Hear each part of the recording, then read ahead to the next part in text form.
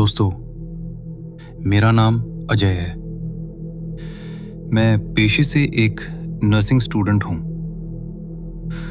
और ये जो कहानी मैं बताने जा रहा हूं वो मेरे साथ सच में घटी थी। शायद आज भी जब उस रात को याद करता हूं तो शरीर में सिहरन दौड़ जाती है। ये बात उन दिनों की है जब मैं राजस्थान के एक छोटे शहर में मेडिकल कॉलेज में पढ़ रहा था। कॉलेज के पास ही एक पुराना सरकारी अस्पताल था जो अब बंद पड़ा था। लोग कहते थे वहां अजीब आवाजें आती हैं, कभी किसी के रोने की तो कभी किसी के हंसने की। पर हम जैसे लड़कों को तो ये सब बस कहानियां लगती थीं।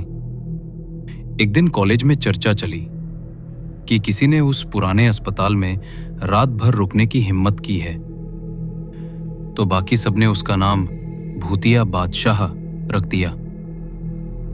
मेरे दोस्तों ने मजाक में मुझे कहा, अरे अजय, तू तो बड़ा बहादुर बनता है, आज जाकर दिखा जरा। और बस मैंने जोश में बोल दिया, ठीक है भाई, आज रात वहीं रुकूंगा, कल खुद बताऊंगा क्या है वहां। रात के करीब 11 बजे मैं टॉर्च, एक कंबल और अपने फोन के साथ निकल पड़ा।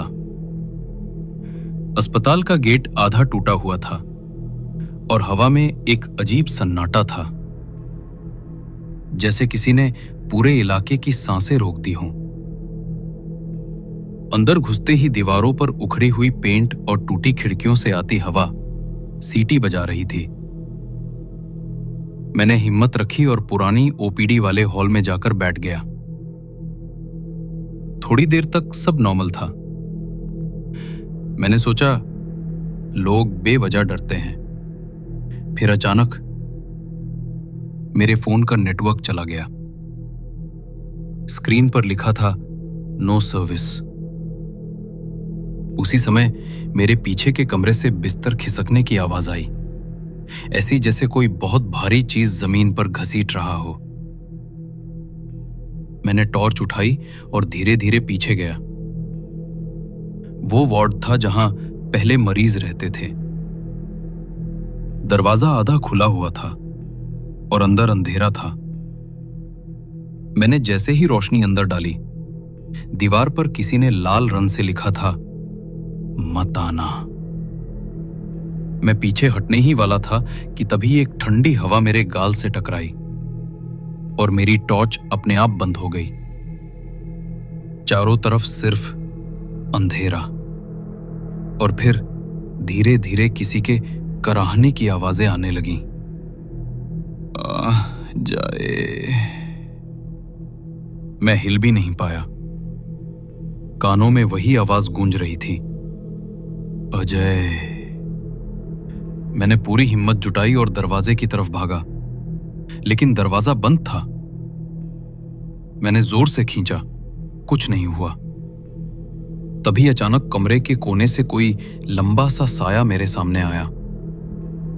चेहरा आधा जला हुआ और आंखें बस सफेद। वो धीरे धीरे मेरी तरफ बढ़ने लगा।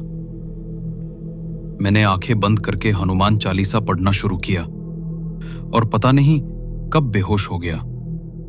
सुबह आंख खुली तो मैं अस्पताल के बाहर जमीन पर पड़ा था। पास में सिक्योरिटी गार्ड खड़ा था। बोला, बेटा, तू अंदर क्या कर रहा था?